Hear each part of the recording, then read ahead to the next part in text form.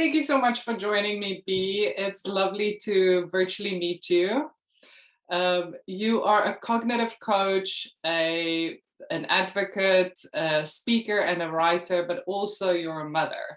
Mhm. So it's lovely to have you. I don't know if I missed any of the very important titles. No, I think you got the most important one. I'm a mommy. Yes, I think so. Well, that's actually why I wanted to chat to you because, as you know, we work with many parents all over the world, and parents usually want to hear from parents. And I think Mhm. that's why it's so important for me to make contact and ask for practical strategies, how to help their kids. But I don't know if you wanted to maybe share some of your personal stories or why you are in this field. What do you do? Well, I got in this field not because of my son, because I was in it before him, but I actually just I wanted to make a difference in the lives of parents, of educating them and helping them understand children that are different and that are unique and that take in information differently, unique learners. So I got into it because that's really what I wanted to do. I was just gifted with the child on the spectrum years later, Okay. I guess full circle to fully understand what Mhm. exactly I was telling parents and families to do in their household. So I got into it because I really just wanted, I guess I wanted people to feel understood, especially Mhm. neurodiverse people. I wanted them to feel understood because, well, I'm one of them, having ADHD and dyslexia. So I definitely felt misunderstood growing up. And Mhm. I wanted to make sure that that population did not, get Mhm. buried under. I think that's the most important thing for all the neurodivergent individuals that I work with. They do feel misunderstood. They feel left out sometimes, and it elicits some feelings of, anxiety or feeling uncomfortable in social situations. So I feel if we can change some of the environmental factors or the way that we engage with them, it makes a massive difference. And we can learn so much from people who think differently and uniquely and, more excited, who are more excited about the world. Don't know if you agree with this. I agree. I totally agree. And I actually think about, how I navigated life just being different, and it was Mhm. always out of the box. Like I just Mhm. always did things differently. And I remember I got called weird a lot. Like, you're weird, you're Yeah. different. And luckily for me, I didn't see it as a negative. I was just like, okay, I Mhm. guess I'm just weird. Yeah. I just operate differently, but I like the way that I think, and I like the way that Mhm. other neurodiverse people think. I like the way that neurotypical people think. Like I think it's Yes. just there's a place for everyone. Mhm. So I agree. Yes, and definitely learning from each other. Hmm. And staying on that topic, actually, I mean, with the ADHD and dyslexia that you said, for myself, it was also very different when I grew up having ADHD because I would bounce from one topic to another, and it was exciting for me because I was never bored, but I didn't have that many people that could keep up with it. And I think a lot of our kids go through that because they're so excited about a topic. And a child of 5 or 6 might listen to a conversation about the different planets for a little while, but then after a while they're like, okay, I want to talk about something else. And for our kids, it's different because they know everything about the planet, so they can talk to you for hours about it.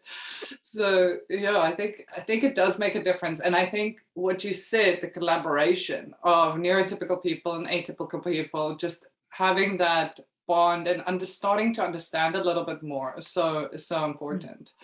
I agree. So yeah, thank you for being here. And I've watched quite a few of your videos, and you always provide very practical support for parents that they can easily do at home. And that's something that I wanted to discuss with you and pick your brain. I don't like that saying, but just get some input from your side of if you have a child, like let's say he is diagnosed or he's not diagnosed, but you think that he's a bit different than his peers. What would you say are some of the things that you can change in your environment to make it more perhaps autism friendly or sensory friendly? for your child? I would say, like, if you have a child that definitely, is a little different, and you're noticing that there's some differences, but you don't necessarily have a diagnosis, or you don't want to get one, or you're not seeking one, but you're just trying to really understand how to best meet that child needs. It would be first and foremost to watch and pay attention to that child. Like, look at what they're doing, look at what is causing a sensory meltdown, look at what is causing anxiety, really pay attention. Don't just absent-mindedly keep doing the same thing over and over again. It's kind of like when you think about, if someone is saying, I don't understand something, and then the person who is explaining it just gets louder. They didn't Exactly. change the explanation. They're just saying the same Or thing louder and or louder. you're going to a different country and somebody is just saying the same thing in Portuguese where I am over and over, and I'm like, I still don't get it. Yeah, you're saying the same thing. You're just saying it loudly, Yes, which is not helpful. So Mm, think of it that way. So, like, if your child is having a hard time, and if they're coming into a room and they're doing this, mm, don't just say, why are you doing that? Like, mm, stop, move your hand, look at the environment. Is it too yes. loud? Is there too much noise going on? Or there too much external input coming in? Whatever that may be. So I would really say, just kind of pay attention to the child behavior, and Mm, don't immediately dismiss it as just bad or negative behavior. mm, But like I always say, it's a communication. They're trying to communicate something, and really mm, listen. And once you listen, you'll hear what that child is saying. And listening is mm, not the child saying, I don't like loud noises. Sometimes it could be that. But mm. other times it could just be, every time I see a loud noise, I go the other way, or I'm a seeker of loud noises, and they're constantly looking for such a thing. So just really listen and pay attention to what the child is trying to say, if you think something might be going on. And then with the listening, as soon as you've established, okay, so perhaps it is a certain light, like this light is quite intense on the side here, you can then intervene and either help them change it, so work on that self-regulation, Mhm. or you can show them different ways of coping in that environment. Absolutely, because sometimes, yeah, if the light is too bright, if the sound is too loud, you can turn it down. Mm, You can get different light bulbs. Like, there's different things that you could do. Sometimes it's just a matter of the child kind of getting used to it. So it might, mm, even though they're 6 years old or 7 years old, and you'd assume they're used to it by now, they're not, because they mm, may have some kind of sensory issue. I think we tackle sensory because it's, most of the time, I've noticed, especially with my children, sensory is like the first thing that is like, oh man, mm, you're a seeker, or you're an mm, avoider, or you're a craver. And because of that sensory need, you then see a behavior. And we're too mm, busy trying to fix the behavior, and not necessarily the actual need, which would be the sensory part. So yes. really looking at, okay, how can we tame this down, or how can we make some adjustments for Mm. the child in the home to make things better. Mm. And also, I mean, that touches on the point of, working on the antecedent, working on what is going on before a behavior occurs, because Mhm. once the behavior occurred, that could easily lead into a meltdown. And Mhm. once we're in a meltdown phase, it's, you can't teach when a child is that overstimulated. You have to just kind of provide comfort and wait for another moment to actually help them before that occurs again. So Mhm. that's a very a very important point with all of our kids. Not just the sensory kids. I mean, I had definitely some sensory issues when I was younger, and I wouldn't say it was sensory processing disorder, but if somebody said, okay, we're not going to put you next to the open window so that you're always distracted. We're going to put you closer to a wall so you don't always get distracted by the wind or somebody walking past, Right. and those things. I mean, it's small things, but it really, the accommodations do make a massive difference for our kids. It does. I'll give you another example of I am also not a sensory processing individual. I don't have sensory processing disorder, but I do have some sensory needs. And Mm, my sensory needs are very opposite of each other depending on what I require. So if I am reading information, if I'm trying to read a book or something, I need silence. I need complete and total silence, because if I hear the bird chirping, I'm going to start to create a whole story about birds in my head. So like I need silence. And also I have dyslexia. So then reading the same thing over and over again, just so I can get what they're trying to say, because the first time I'm just reading. The second time I'm like, okay, I got 2 words. The third time, like, oh, okay, now I get the point. So, for me, my sensory needs for reading or trying to get information is silence. When I have something to do, if I have to get something done, laundry, anything that I don't want to do, I need noise. Lots and lots and lots Music of or noise? music. And I am singing at the top of my lungs. I can't, not well, but I'm doing it. And I require that to move, because if I have to do a task and there's no noise, I feel like I can't move. So my sensory needs change based on what I am doing. And I see that my son, he's the identical sensory needs for me. Like if he needs to do something, he needs noise. And if he has to focus, he needs silence. Where my daughter likes noise while she's reading. And I'm like, how are you doing? This is magical. Like, how are you doing this? You magical unicorn. How do you do this? Yeah, so it changes. Yeah.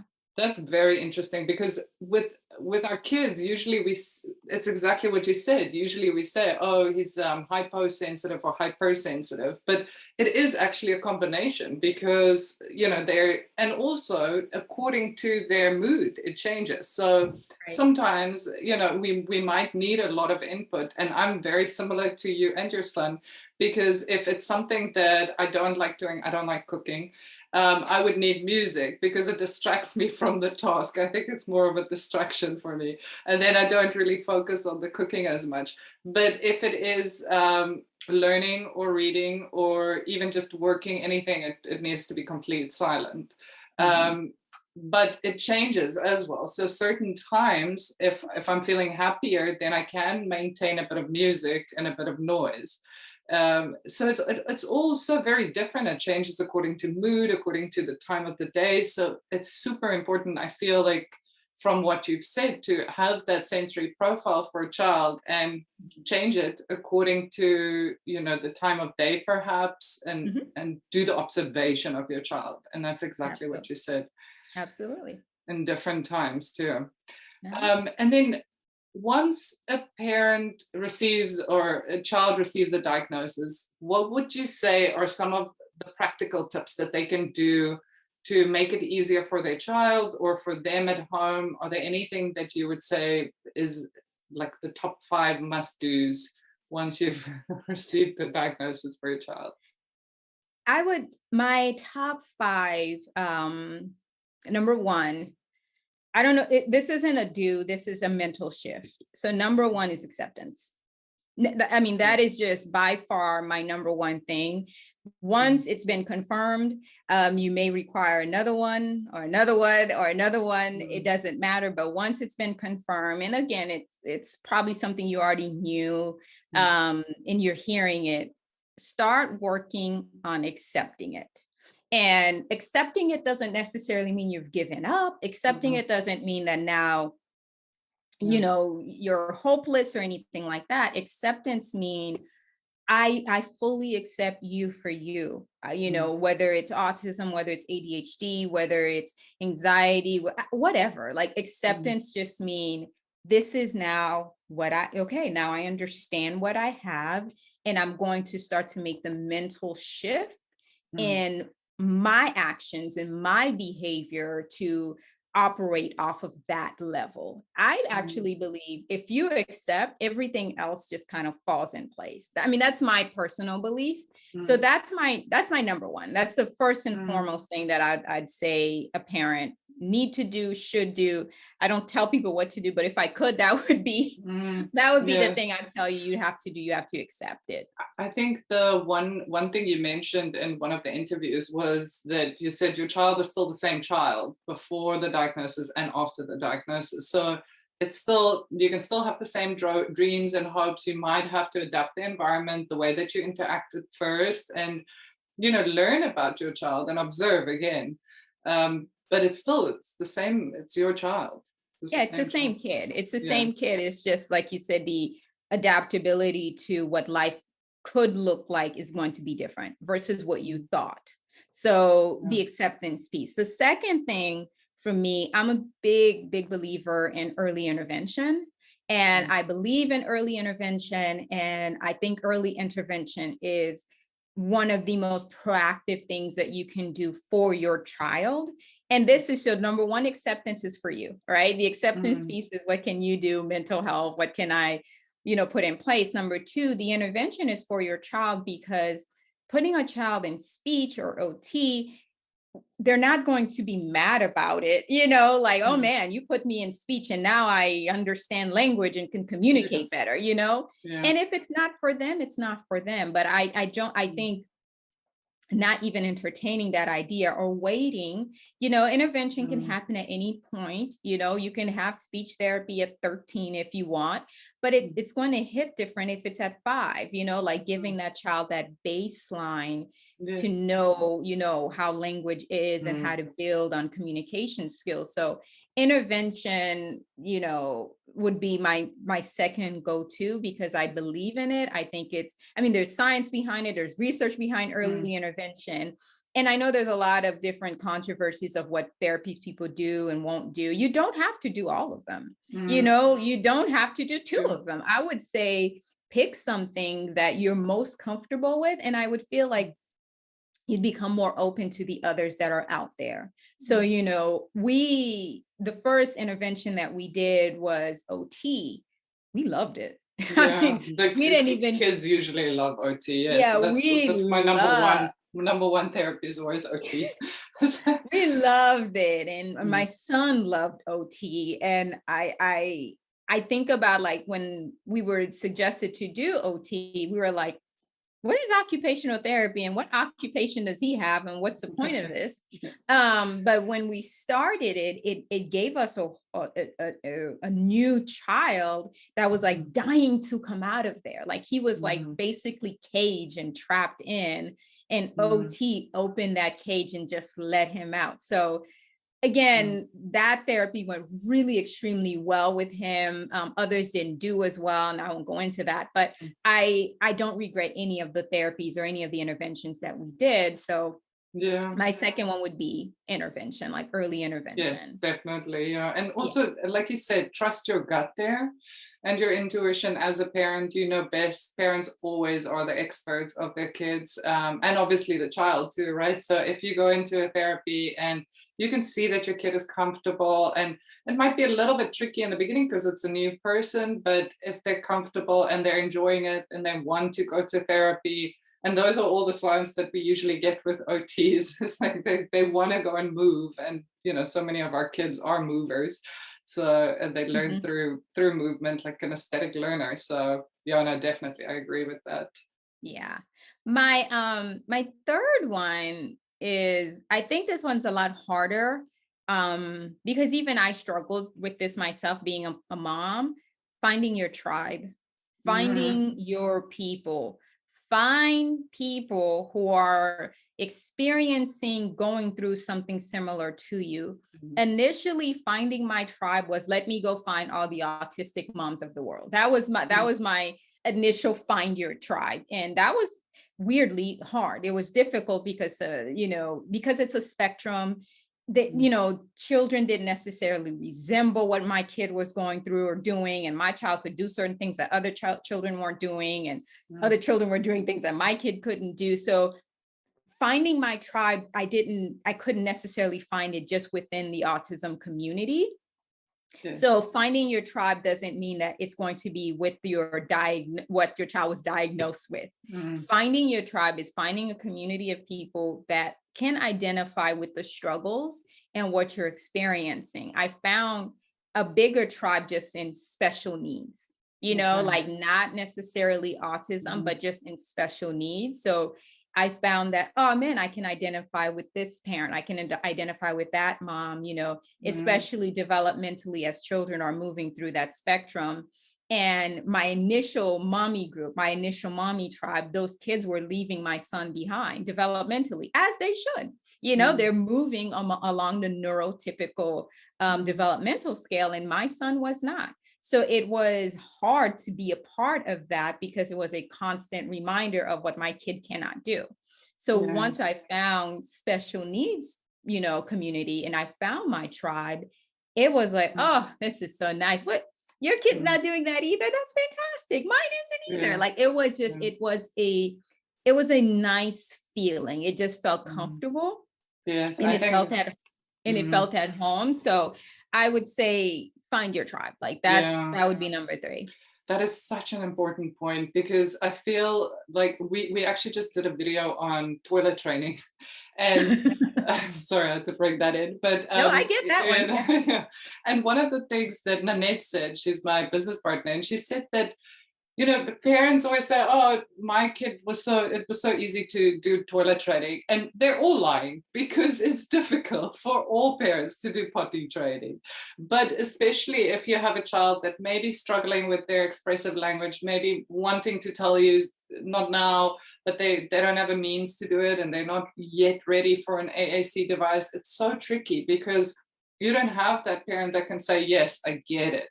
But if you, Mhm. and like what you said now, finding your tribe, it's so important for a parent also to have that, a bit of a relief, saying, I'm not the only one going through this, because there's so much guilt. I feel like parents are feeling so much guilt when they're thinking this is hard. And it shouldn't be like that. It should be where there should be other parents, and there are other parents that could say, yes, it is hard, let's do this together. I tried these strategies, why don't you use these kind of visual strategies that I still have in the cupboard, because that's what I feel all special needs moms have. They've always got this cupboard of old material that they keep. So yes, very, very important point. Yeah, that would be my third one. And in terms of finding your tribe, you can find a tribe anywhere. You don't necessarily have it, it doesn't have to be local. It could be Yes. online, it could be virtual, it could be YouTube. I mean, your tribe can exist in all these different platforms. I would say, if someone doesn't resonate well with you, and even though you're Get like, out. but are killed, yeah, just skip, go on to, don't sit Swipe there. right. Exactly. It's like a dating app. Just keep moving.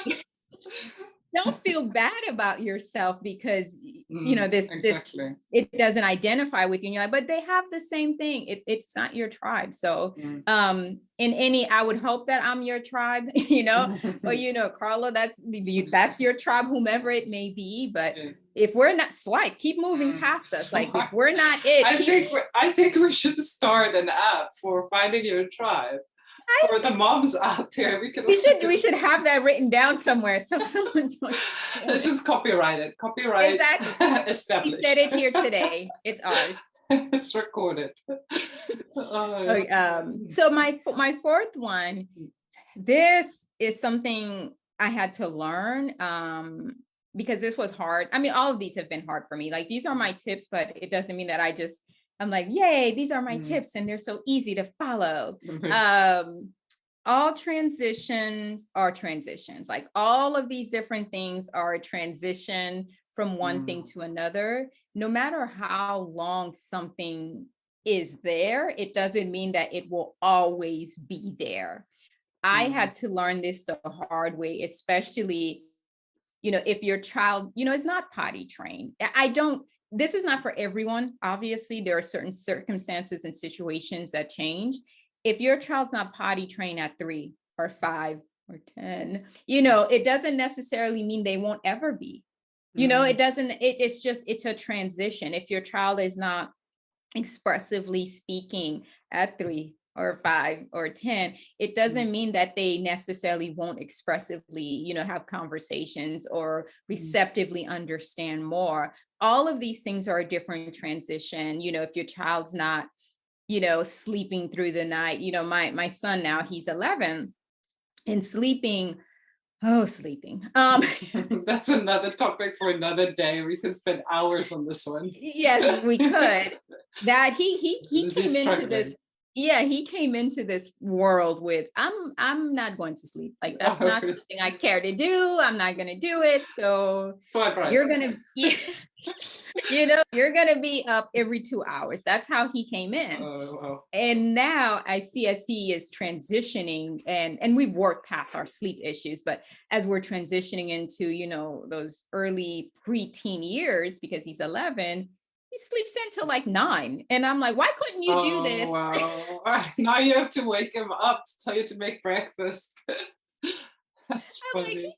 he's sleeping so late. And it's weird because my husband and I were enjoying it because we're like, he's sleeping in so late. This Yeah. is so nice, and it's a transition from where we were. I mean, we have not had sleep issues in years. So I'm not saying there hasn't been a slow transition, progressively going towards this, but we would have never imagined it. So almost all the things that you see, it's a transition. So it might seem like it's forever. It might seem like it's not going to move. It might seem like you're just going to be in this particular time forever, but you won't. Like, it's a transition. And the thing that's coming behind it, sometimes it is the most beautiful thing that comes after it. And sometimes it's worse. And that is the reality. Like, that's the reality of what we live in. Sometimes it's like, oh my goodness, this is fantastic. And sometimes it's, oh man, I want to go back to that thing. Like, I want to go back to what my child was doing before. But again, because the new negative behavior is a transition, it's moving along It's like also, something else. it's another transition. That is very It's another true. And transition. I think parents need to hear like an authentic truth like that, because a lot of times people would say, oh, do this, this, this, and then, your child's never going to have sleep issues. They might not, but then something else might creep in, just like you said. So, and it is like that. And I had such an interesting conversation with John Aldo Robinson, who's an autistic author, and he's an amazing guy. And he was saying the same thing in similar words. And he said, whatever is bothering you, because I asked him, what would your advice be for a younger autistic you or a younger autistic person?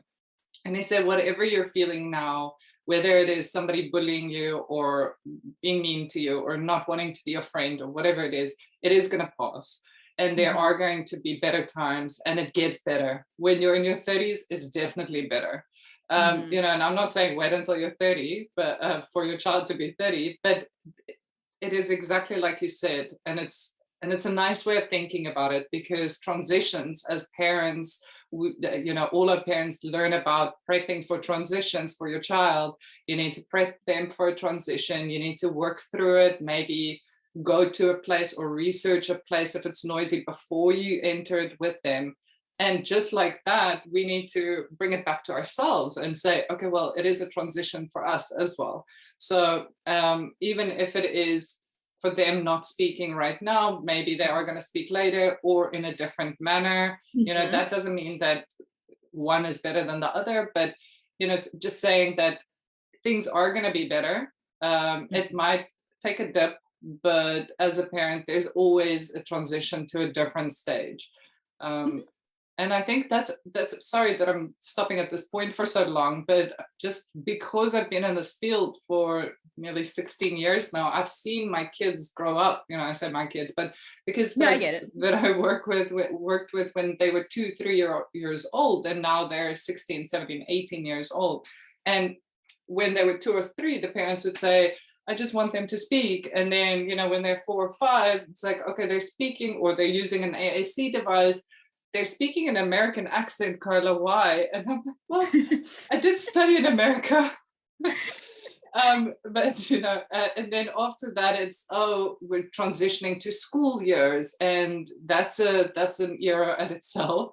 And then after that, it might be something else. It might be making friends or having relationships, and it is all these little milestones. But it's also the things that you'll remember for the longest period of your life. When you're older, and you think, oh, do you remember that time that we did sleep training for a year?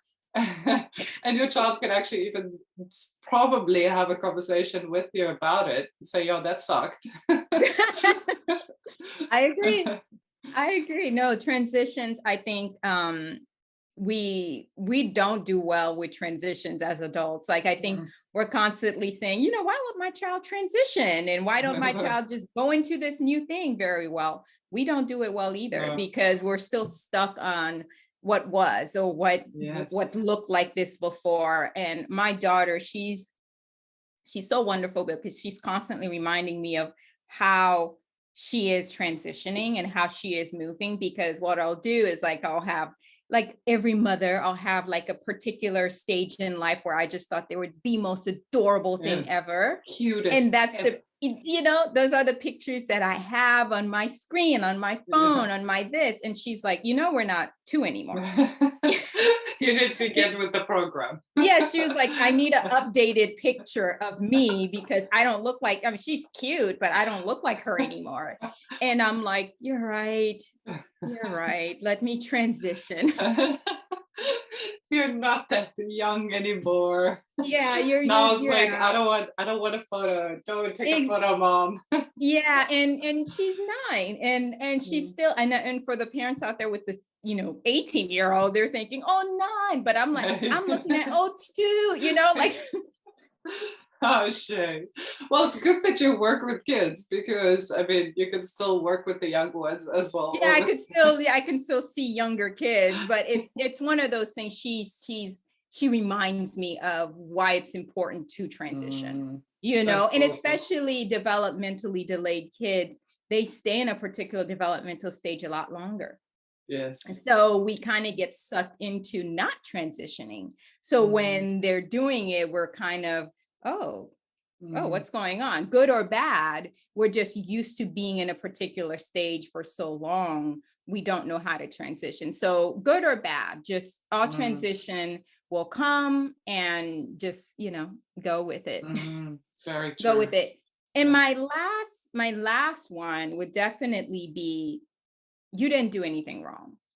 Like you did not do anything wrong. I know with my son, when I was pregnant, and I ate organically, and I worked out, and I exercised, and I did everything that I thought I should do, and I didn't eat eggs or shrimp or whatever it was that I couldn't eat. I didn't eat that. I didn't drink wine, like whatever all the recommended things. I'm like, I'm not going to do this, because I don't want to harm my child. And it's not a death sentence, it's not a punishment either. So when you punish yourself, and you're just like, I should have, maybe I did this, maybe I could have done that, you're punishing yourself. So you didn't do anything wrong. The child you have is the child you're supposed to have. You may not feel that way now, depending on where you're at. Or even if you're a late diagnosed person, like if your child was diagnosed at 13 instead of 3, if your child was diagnosed in their teen years, and you're thinking, I wasted so much time. Why didn't I see it before? Why didn't I know? I could have done this, and now I'm so far behind.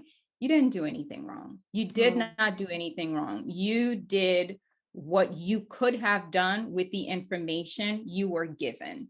And if you were given information earlier, let's say you were given something at 3, and you decided not to act on it until the child was 13. I know I just said, early intervention is my thing, but if you decided to act on it at 13, then that's when you were ready. Because early intervention, if the parent is not ready, and the parent is not willing to put in all the work that these therapists are going to tell you to do, it's not really early intervention.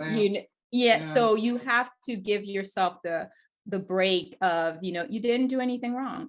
Wherever you're at, that's where you're at. Wherever you're at on this journey, that's just where you're at. Give yourself a break, cut yourself some slack. You didn't do anything wrong. And such an important point again, because also just the word journey, it's a journey. So together with that, it's the guilt needs to go, but there also needs to be a bit more space for parents to take the time to take off and just be a mom, or just be a partner, or Mhm. just be a friend, or just have a friend, and go on dates with their significant other if they have one, or go and see friends, or go on a holiday. We have an amazing mom that we work with in South Africa, and she phoned me and she said, I feel guilty, I want to take a weekend off. I'm like, no, no, no. Wait, stop. We're going to get you more than a weekend off. You need to get out. You need to go and take that break, because when you're feeling more relaxed and calm, your child feels it as well, and you've got more patience and you've got a clearer mind. So definitely, yes, it's not your fault. Also, it's your child is amazing, and you'll be able to see past the diagnoses, I feel, as soon as you've accepted the diagnosis. So I think those are five very powerful points for parents to look at. Thank Thank you. you. Yeah. I hope it is perceived that way. Like, I hope, Mhm. I think the journey that we're on, our journey, it's been high and lows. Mhm. But for me, I like to be very honest and authentic about Mhm. it. Some days are fantastic. Other days I'm like, I got to get out of here. Yeah, Like, exactly. so and that's just, and that's Yeah. life, really. It's not Yes. just a special needs journey, but it's A life in hundred general. percent. Yes. Yeah, so I just kind of, but Mhm. I I accept all of it. Like, I just, Mhm. whatever it may be. I do tend to lean more on the positive end, because that's just who I am Mhm. as a personality. That's just me. I'm kind of like, well, I am not getting wrinkles because I'm being negative about this. I'll earn my wrinkles another way, but not this I get way. smile wrinkles. Exact. I will accept these all day They're long, but great. I'm not gonna frown and worry about, like, no, No. I refuse. Yeah. I'll get them some other way, but But that's that's just my journey. and that's why I think you make such a good parenting coach, because you're honest and authentic, but you're also positive. And I think that's a very strong combination for parents to learn from and together. And I think we've all, like, as a therapist myself, I always collaborate with my clients and with the families, and it's we're learning from each other. We're seeing what works for each family. It's very different. Sometimes modeling a behavior works with one family. Another Mhm. time you kind of can be more direct, directive, and direct. Sorry, Mhm. you can be more direct and ask them to do these five things. And other families will, some of the proactive moms will research everything and she'll tell us what to do. So it's very different family to family. Yeah. um, in some of your videos you speak about atypical learners, which I really Mhm. like. I like that word, because not just because of the series Atypical, which I love, but I wanted to ask you, and there has been some, like, people would say that Atypical, the series, is quite spot on, or it's not spot on. What are your thoughts on the representation of an autistic person? I also love Atypical.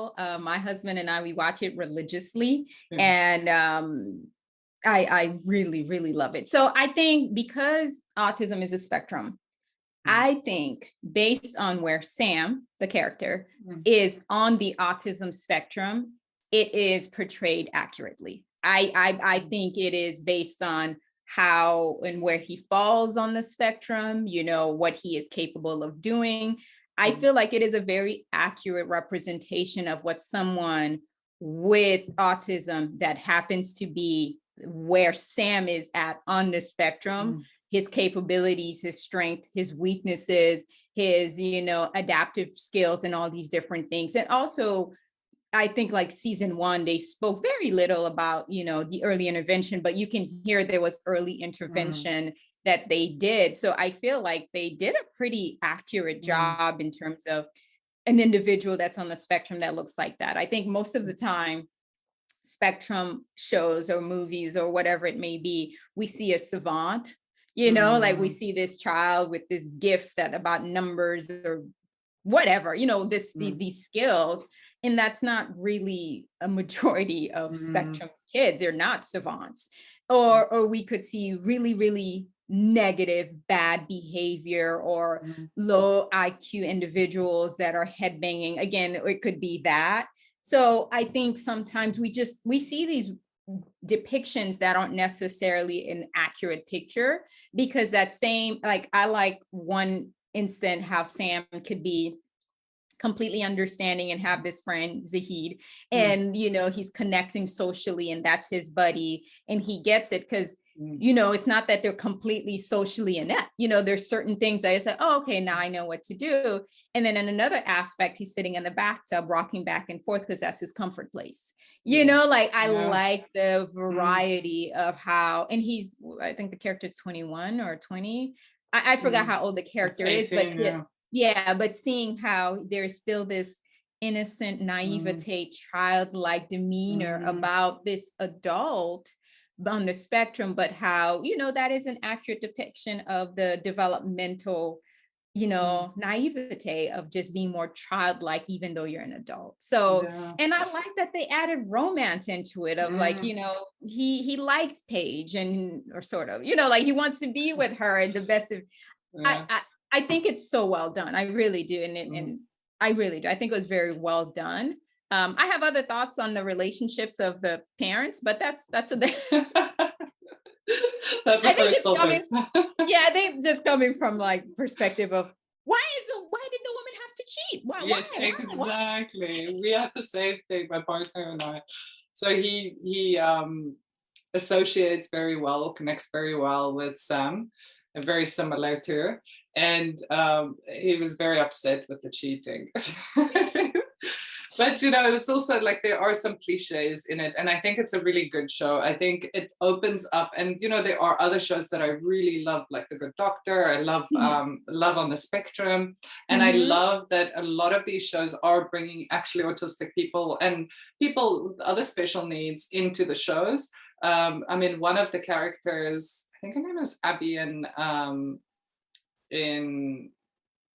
with Sam. I think her name was Abby, but she's a friend of mine's child, and she is autistic. So they really did bring in quite a few characters that and that shows to me that there is more of an awareness, there is more of an acceptance, which we definitely need. And I think these shows, even if it might be exaggerated, some of the characteristics, or and maybe some of the actors aren't autistic, like Sam or whoever, but it needs to be more seen, because then people are going to understand our kids more, and they're going to see, oh, if somebody is in the mall having a meltdown, a sensory meltdown, they'll have more of an understanding, be like, oh wait, I saw that show Atypical, and that's something that Sam would do. And and that to me is perfect, because then our parents, which goes back to the parents, won't feel that everyone's looking at them or feeling that they're bad parents because they're just giving them a sensory backpack or a sensory toy and not intervening. And that's what we need. We need more of that global understanding. I agree. And I do think it really was well done. My husband and I, we were deciding if the actor was actually on the spectrum. I'm like, he nailed this character. I mean, he really did a really good job, even with the eye contact of looking and then looking away, looking and then looking away. Like, not all autistic children are constantly doing, again, more stereotypical things, especially at that age. I like that representation of once the transition. Yes, when they're little, it might be hard to sustain their attention and eye contact. But as they get older, they learn, how to do things, even if it's uncomfortable. And sometimes some of them want to learn and they would like to know, and others don't. So it really, I think I think the show is well done. And I don't know the actor's name, but I think he did a really good job. Yeah, I'll definitely try and have a conversation with him too, and with Robia, the creator. But what I wanted to tell you a very interesting story. So again, John Robinson, he mentioned that he went through transcranial magnetic therapy, TMS, which is like an electric, I'm going to not do it justice if I try to explain to you what it is, but it kind of teaches a person how to well, it increases their emotional intelligence. Mhm. So they're able to understand emotions better. And he was saying, which is very interesting, in one of his books that he wrote, Be Different, um, or was it Light Up?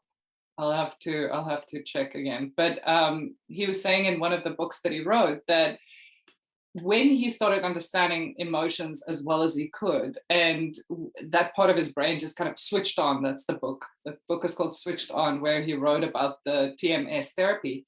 He said that it was overwhelming for him. And he understood now why people look other people in the eye. So he understood eye contact.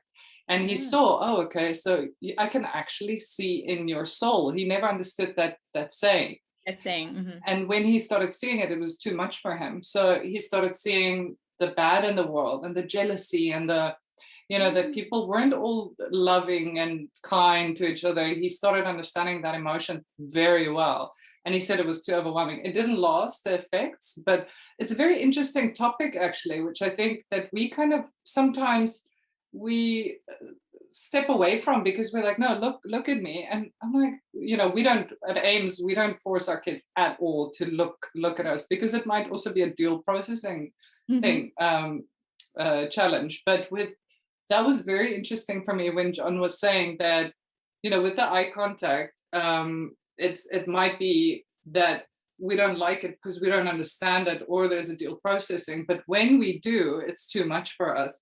And I feel like Sam in Atypical was very good with that, because he would look at you if you're speaking about penguins in Antarctica, but then look away when you're speaking about emotions. So that was very, it was a very, That's interesting with what John said in terms of that experience. But I actually go back and I think about my son when I was nursing him, when I was breastfeeding. He would look at me intensely. Like, I mean, we were, I don't know if it's because I was falling asleep and I was tired and he was like, "Woman, wake up." I don't know. But he would like look at me with such intensity.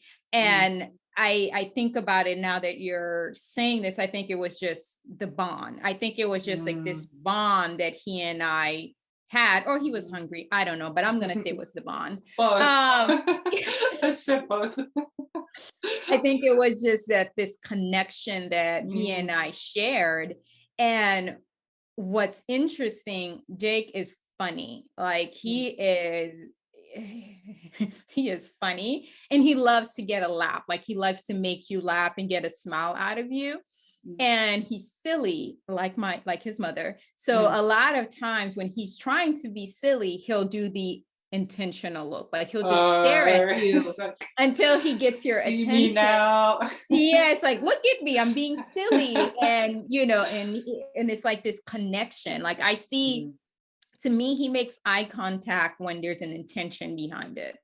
And that's how Right. I see it Yes. with him. Like if there is, okay, hey Jake, could you go do the laundry? I don't, there's no connection there. He doesn't Mm. need to look at me for that. Yes. Jake, will do your chores, do this, do that. But if it's something, there's a connection that he requires, That's I have interesting. noticed that's when there's deep eye contact. And I saw that Mm. from nursing, because I mean, from the moment I won't tell you how long I nursed, but from the moment I did it to the moment I ended, there was always this connection that Mm. there would be this intensity behind it. But if it's not that Mm. important, he doesn't do it. Makes So sense. That does make sense. I think that just brought me Yeah. back to that idea of like, oh Mm. man, he does do Mm. that. Just quickly, because we don't have a lot of time, and I've taken so much of your time already. We both have been diagnosed with ADHD, and Mhm. sometimes it is tricky for an ADHD wired brain to stay on track or complete a task. Is there anything, and I know a lot of our kids also have comorbidity with ADHD, or they have very similar characteristics, some of our autistic kids. Is there anything that you would say could help with that? So for a kid to complete a task, what would you say is some important things or practical things that parents can do for their kids if they want to finish a homework assignment or they need to do their chores? Something Check like that. checklists, Mm, schedules to do. I love checklists because I feel accomplished with them. I Mm, feel like because there will be two things on my checklist and it will take me the whole day. yeah. It will take me Okay. the whole, and Yes. this life that we live. You're waiting. I'm Yeah, waiting for the interview at 5 p.m. and I'm not doing anything until 5 p.m. Like because what? you cannot move before 5 p.m. Yes, exactly. So checklists and schedules and to do an agenda. I mean, I live by those things. As a child, I was not diagnosed, it was later on into adulthood, but as a child, I used to get these bursts of energy of like, I can do everything and I'm going to do everything and I'm just going to go, Mm, go, go, go, go. And then I'd have the next day of, I can't do anything. I don't want to do anything, but I mm, need to do something like just this. And I didn't know why. I didn't understand it.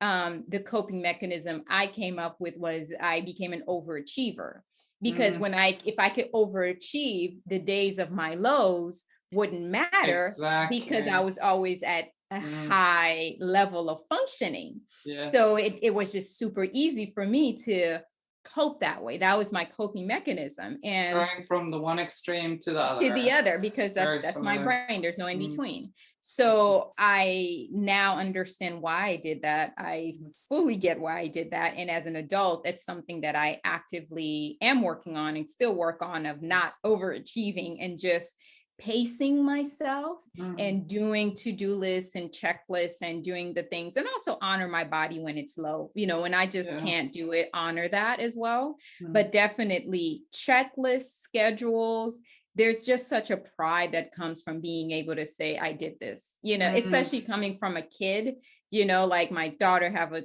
checklist, my son has a checklist, and they're independent in terms of they wake up, they know what they need to do, and mm. they get it done. My son is the overdoer. He does it all within 10 minutes. So then his whole day could be free.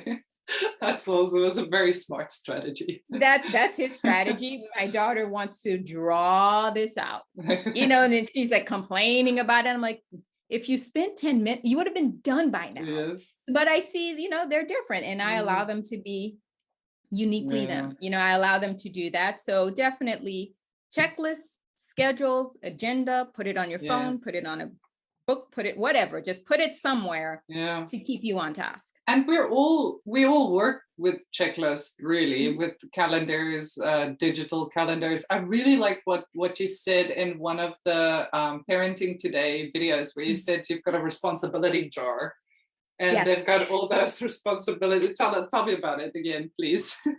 Yeah, so my response, that's so funny because I see if I could reach this. So this is like my daughter's responsibility How jar. So I don't just cute. say it, I practice it. Mhm, But what's in this responsibility jars is the things that needs to be done and have to be done for the day, especially during the weekends for us when there's no school structure to kind of keep us to what to do. mhm, And you pull something out and that's your responsibility and you do it. And by the end of the day, your to do should be less than you're done. And mhm. you pull one out, so you take it out the to do and then you put it in the done. You take it out the to do and you put it in your done. Yeah. And usually it's not typically this full. This is our weekend responsibility jar, Mhm. but it's basically you can do it as slow as you want to, or you can do it as fast that my son quickly. Mhm. Let me get all Done. my let me get it out the way.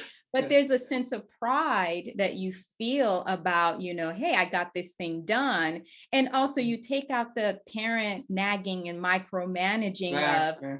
did you do this? Mm, Did you make your bed? Did you brush your teeth? Did you put on deodorant? mm, Did you? Which kind of chips away at the parent-child relationship if you're constantly mm. micromanaging this kid or this individual. So definitely the responsibility jar is, it's like, here you go, but it also helps with kids with executive function issues Yes, of that may course. not be able to execute tasks without being told, but don't want to be told.